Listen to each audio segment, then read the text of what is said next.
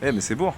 Mec, t'es sérieux, encore des sauces? Tu sais qu'il m'en reste celle de la semaine dernière, là j'en fais quoi? Je me les fous dans le Je me les fous dans le Alors non. Par contre, tu viens de me donner une idée et on va se faire un plat à base de sauce teriyaki et de viande hachée. On va reprendre les deux sauces de la semaine dernière, donc la sauce soja et la sauce oyster, et on va rajouter de la sauce teriyaki. Donc c'est deux plats à base de viande hachée, du coup on va prendre 1 kg, 6 œufs, des noix de cajou non salées, du basilic et de l'oignon vert, un peu de gingembre, tu vas prendre un bout qui fait à peu près la paume de ta main, ail, oignon, échalote, 2 beaux poivrons rouges et un piment, un peu de miel, et on finit avec un paquet de riz. Il y en a pour 24,97 €, donc comme d'hab je te laisse enregistrer, liker et t'abonner pour plus d'idées meal prep. Maintenant on va cuisiner les deux recettes. On part sur du Mongolian beef et du pad krapao, tout ça après en 20 minutes. Tu vas commencer par couper finement tes accompagnements, donc l'échalote, le piment, les poivrons et l'oignon.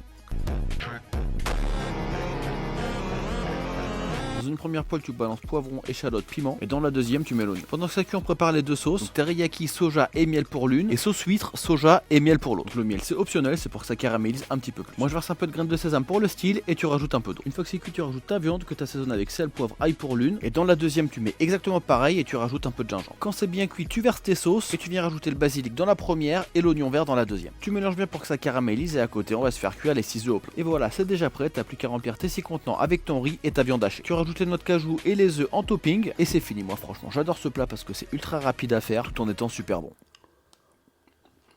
Dinguerie.